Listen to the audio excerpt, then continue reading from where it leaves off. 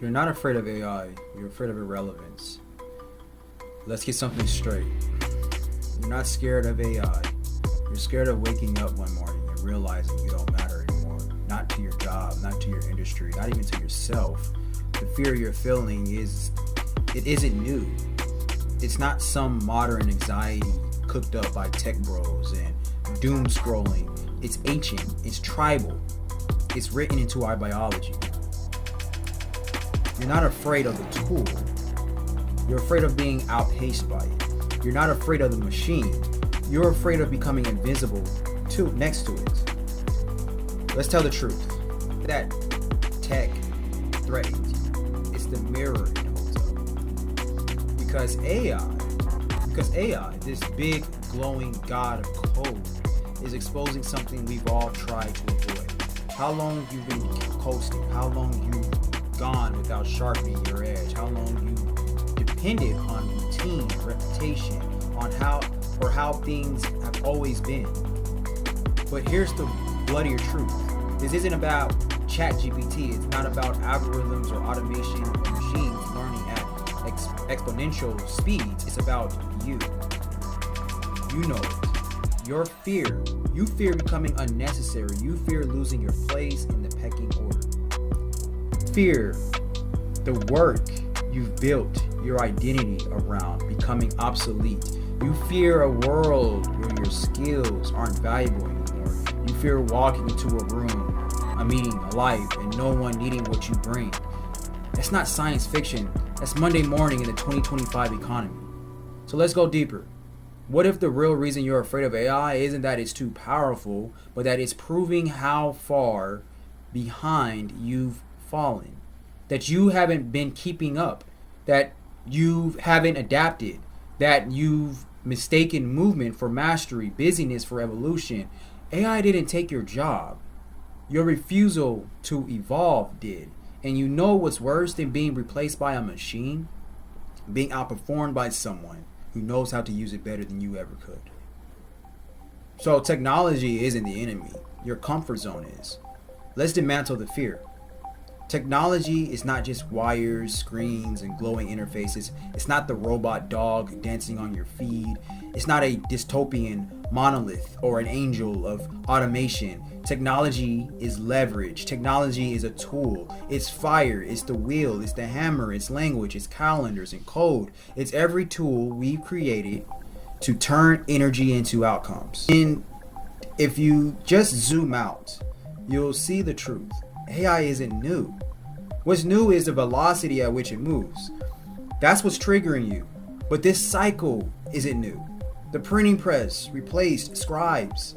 The assembly line replaced craftsmen. The internet replaced middlemen. The smartphone replaced a dozen devices and entire careers with it. Every leap forward has always replaced someone. That's just how history goes. That's how evolution is. But it's also created entirely new classes of workers, thinkers, and builders, new markets, new power structures, new titans. And guess who thrives? Not the complainers, not the critics, the ones who adapt, the ones who train in silence, the ones who learn the new tool and bend it to their own will. So you may be afraid of AI, but I think what you really are afraid of, you're afraid that you haven't evolved fast enough. You're afraid you've fallen behind. You're afraid your toolbox is empty. But here's the divine twist. That fear, it's not a curse, it's a compass. It's pointing you toward the very skill set, mindset, and rhythm you need to dominate the next decade. You don't need to run from this moment. You need to train for it. Not as a safe space, but as a forging ground. A digital dojo for those who want to win on the battlefield of intelligence, human and artificial. Utopia is where the new game is learned, where mastery is the floor, not the ceiling, where you become relevant proof, where you become life proof. It's not about preparing for the future, it's about weaponizing the present. Because the future doesn't belong to those who fear new tools, it belongs to those who command them. You don't even need a team, you need tenacity. Listen, this is not a luxury problem. This is an essential fork in the road. You don't need permission. You don't need funding. You don't even need formal training. You need curiosity that won't shut off, courage to look dumb again, discipline to sit with the machine and learn. The only thing standing between you and unstoppable leverage is the distance between you and the tool. Use AI to automate the mindless, eliminate the redundant, accelerate the vital. Use it because it's available, because it's here, because not using it is like showing up to war with a slingshot when nukes are on the table. And here's the magic. You still get to be the one who decides what matters, what's true, what's worthy. Tech isn't the master. You are. You're the one with the vision. You're the one who knows nuance. You're the one who can feel timing, tone, intention. You are the conductor. You are the editor. You are the architect of meaning. Your irreplaceability lies in your irreplaceability. Patterns. AI can write poetry, but it can't suffer through heartbreak and turn that into something eternal. It can't mimic rhythm, but it can't feel the pause between the notes. It can learn patterns, but it can't dream in defiance of them. That's your domain. Mastery, presence, judgment, taste, soul. That's human-only terrain. So yes, use the machine, but never become one. I heard someone once say, find a skill you wouldn't even want AI to help you with. That's solid, but I would like to expand on that more. I would say, find the skill where your mastery is so divine, so distinctly you, that AI couldn't help even if it begged. Build that. And when you do, when your craft becomes sacred, your vision is sharp, your tools are polished, you don't just survive disruption, you drive it. Work on a skill incredibly hard, focused on developing and becoming a transcendent in this skill where you just decide that you would just like to use AI for the hell of it, but you don't need AI for you to be a master of this skill, or for you to introduce this skill to the public, and for the public to be positively affected by it. Become that type of transcendent for that skill. I would say just focus on that one skill that you can just use every single day on developing and getting better and better at it, minus AI. That the AI cannot even mimic how incredibly gifted, not even gifted, but incredibly masterful and transcendent you are with this skill. And if you do decide to use AI, it's just icing on the cake. Go to war with AI. This isn't the time to cower. This is the time to learn, adapt, and leverage AI. Your edge isn't being taken from you. It's waiting for you to sharpen it. So pick up the tool, get back in the arena, and build what only you can. Because in the age of artificial intelligence, the greatest risk is choosing to stay artificially ignorant. Go to war with AI. Write and build with AI.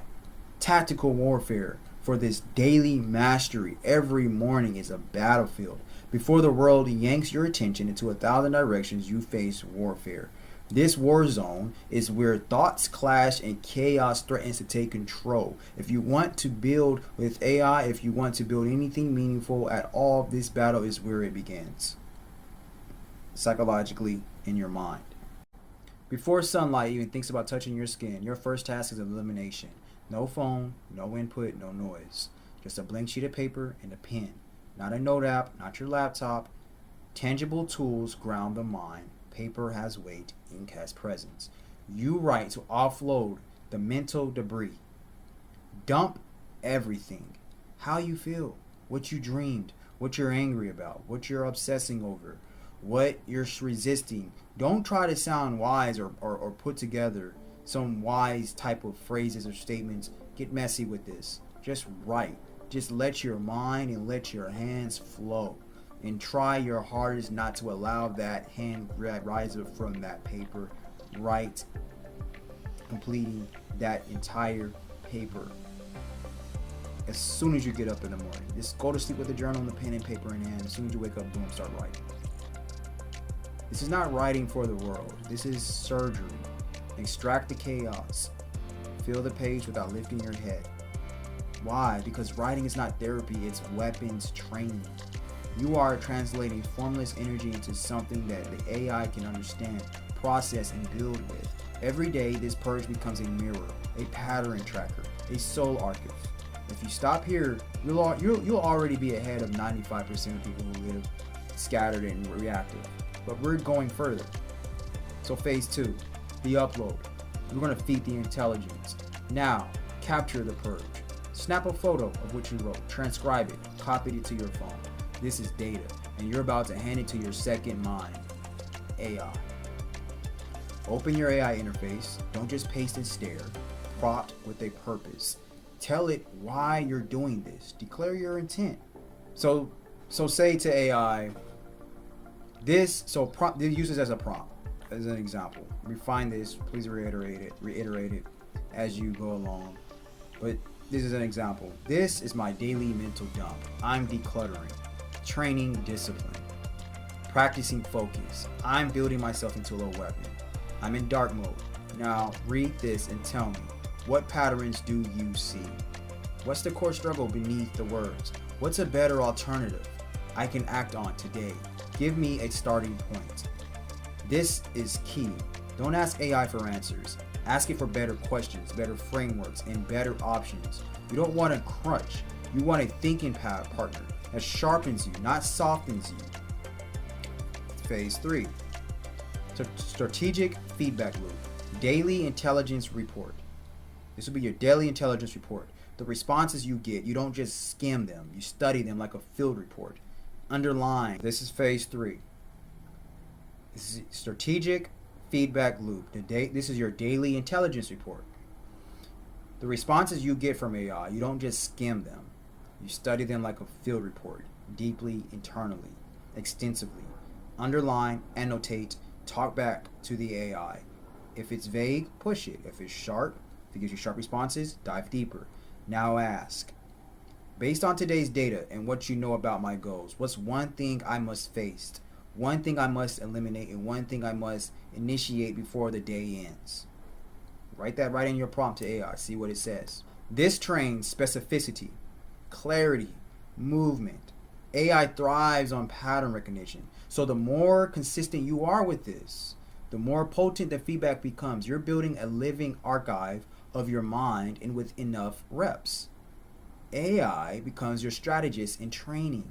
Soon it will start suggesting habits, rewiring loops, offering precision insights that feel. Soon AI will start suggesting habits, rewiring loops, offering precision insights that feel eerily personal.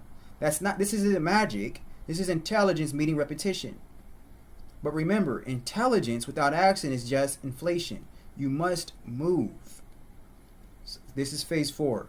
Action and integration. This is your commander's execution. This is where you execute. From the response, you create a micro mission. One act of execution before noon could be a message you've been avoiding, a framework you need to map out, a creative idea you must test, a conversation that requires precision. You move with intent. You write, you build, you speak, you ship, all before distractions try to reclaim you. Every action gives AI more data to adapt to you. Every conversation trains it to know your voice, your fears, your strengths. You are not just using AI, you are collaborating with it. And here's the secret most people miss. The more powerful you become as a communicator, the more powerful your AI becomes as a builder. Most people will never unlock this. They feed AI weak, scattered prompts and get weak, scattered insights. Then they complain it doesn't work. That's not an AI problem, that's a you problem. Better communication equals better AI output, equals better daily decisions, equals a better life. This stacks. This is phase 5. You can look at this as the iteration, your end of day debrief. This is optional, but lethal. You are going to close the loop. Before bed, return to your AI with a debrief. This is what I did. This is what I avoided. This is what I learned. What pattern do you see in my avoidance? What better options should I consider tomorrow? That's your prompt for the end of the day. This creates a living journal, a rhythm of reflection. You're no longer moving randomly, you're moving in a rhythm of feedback and refinement. This is you going to war with AI. This isn't just a morning routine, it's not a hack, it's not a feel-good ritual, this is war. A war against passivity, a war against distraction, a war against average. And AI is not just your assistant, it's your war machine. But it can only fire as precisely as you aim it. It can only evolve as fast as you train it. It can only serve as deeply as you reveal. So reveal, train, build, sharpen, feed it everything. Your darkness, your ideas, your doubts, your patterns, your thoughts, your feelings, your emotions, every single thing. Just try to inform AI as much as you possibly can. Have it be like a clone of you. Make it your second brain. Make it fluent in your mind so it can challenge your stagnation and refine your power. But don't expect power without practice. You got to practice with this. You got to practice communicating with it. You got to practice refining or reiterating your prompts, feeding it more accurate, precise sentences, statements. AI is the greatest amplifier of intelligence in human history, but it demands a worthy user. So step up. Train like a war general, build like a master, think like a strategist, write like a savage, speak with clarity, and show up every day like your legacy depends on it, because it does. Go to war with it. Go to war with AI. Go to war with AI. That's all I have for right now.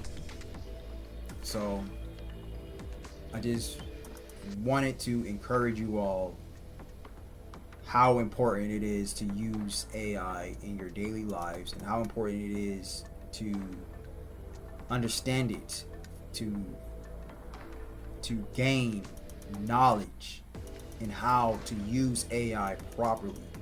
Keep practicing with it, read up on it every day, try out new tools, keep building with it. Just use it, literally use it with an open mind. How can I use it to make me better? How can I use artificial intelligence to make my life better?